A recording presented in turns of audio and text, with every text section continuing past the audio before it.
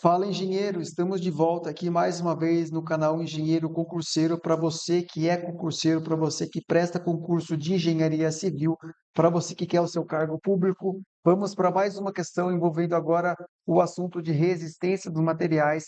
Vamos a uma questão sobre o assunto de flambagem. Vamos então a essa questão da Fundação Getúlio Vargas.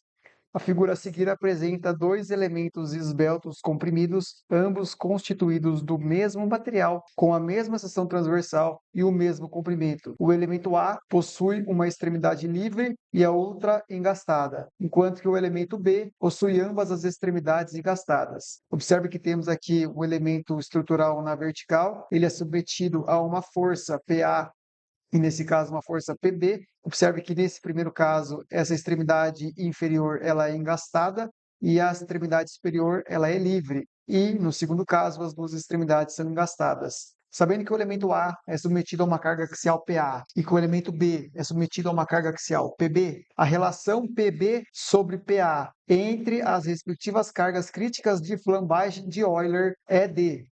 Ele quer saber qual que é o valor de PB dividido por PA, sabendo que PB e PA, para cada caso, dadas as condições que ele estabelece no enunciado, ele quer a carga crítica de flambagem em cada um dos casos e a relação entre cada um deles. Vamos então à resolução.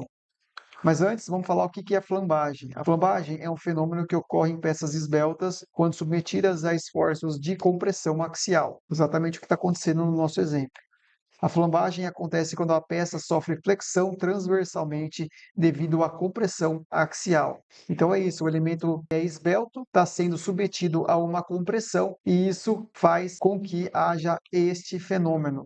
Observe que o elemento estava totalmente reto e ele possui agora uma curvatura após a aplicação da carga P.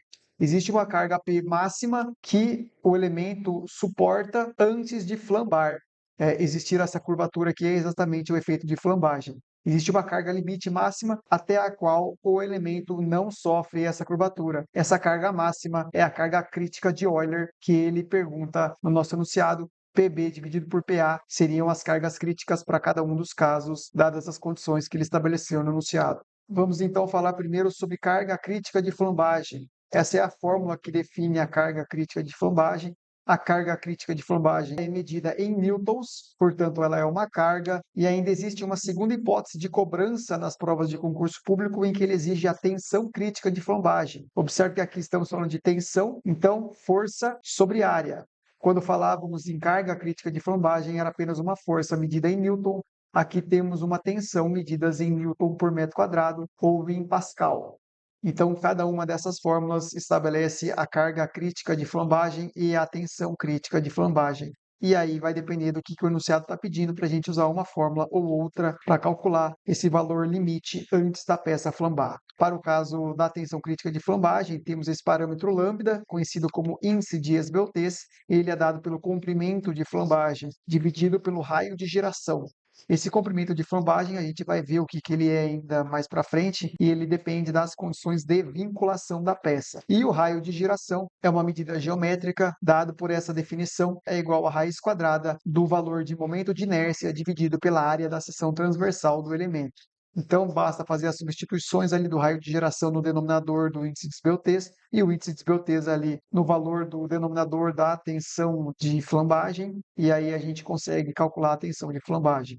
No nosso caso, observe ali no nosso enunciado que ele pede as cargas críticas de flambagem. Portanto, não vamos calcular tensão crítica de flambagem, vamos calcular cargas críticas de flambagem para o nosso exemplo. Então, carga crítica de flambagem, dado por essa fórmula π ao quadrado vezes E, vezes I, dividido por comprimento de flambagem ao quadrado. O E, ele é o módulo de elasticidade do material em megapascal. O I é o momento de inércia, dado ali em metros a quarta. E o comprimento de flambagem é uma medida que depende das condições de vinculação, como está apresentado aqui no nosso material. O comprimento de flambagem, ele depende, então, das condições de vinculação. Para o primeiro caso, uma barra com extremidade livre e a outra extremidade engastada, o comprimento de flambagem é igual a 2 vezes o comprimento da barra. Para uma barra biapoiada, o comprimento de flambagem é igual a exatamente o comprimento da barra. Para uma barra com extremidade engastada e a outra extremidade apoiada, o comprimento de flambagem é igual a 0,7 vezes o comprimento da barra, e para uma barra biengastada, o comprimento de flambagem é igual a metade do comprimento real da barra. Então, como estamos falando que o elemento A possui uma extremidade livre e a outra extremidade engastada, o elemento A ele se encontra ali no nosso primeiro caso, em que o comprimento de flambagem é igual a 2 vezes o comprimento da barra, e o elemento B, ele possui ambas as extremidades engastadas. Portanto, é uma barra biengastada. O nosso último caso, o comprimento de flambagem é igual a metade do comprimento real da barra. Portanto, LFA 2 vezes L e LFB é igual a 0,5 vezes L. Ele pergunta para a gente a relação PB sobre PA. Vamos então a este cálculo. Substituindo na nossa fórmula a carga crítica de flambagem, PB sobre PA é igual à carga crítica do caso B dividido pela carga crítica do caso A. Observe que, substituindo os valores, π ao quadrado vezes E vezes I dividido por comprimento de flambagem ao quadrado. No caso B, é uma barra biengastada, o comprimento de flambagem é igual a 0,5 vezes o comprimento da peça. E no caso a barra é engastada em uma das pontas e livre na outra ponta, o comprimento de flambagem é 2 vezes L. Fazendo então esses cálculos, a gente passa a fração que está do lado de baixo, multiplicando invertido, e aí a gente fica com π ao quadrado vezes E vezes I dividido por meio vezes L ao quadrado, vezes, e aí a gente passa invertido, multiplicando 2 vezes L ao quadrado dividido por π ao quadrado vezes E vezes I.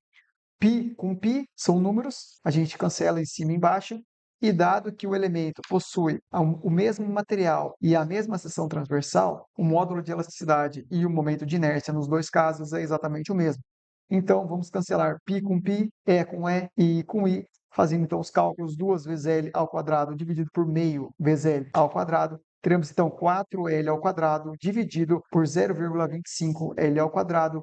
Ele também nos diz que o comprimento da peça é o mesmo para o caso A e para o caso B. Então, vamos cancelar L com L. Vamos então ter 4 dividido por 0,25 é igual a 16. Portanto, a relação PB dividido por PA é igual a 16. Nosso gabarito vai ser a letra E. Em outras palavras, o nosso caso B, ele suporta uma carga de aplicação de compressão axial 16 vezes maior do que neste caso A. Então, nosso gabarito 16, letra E.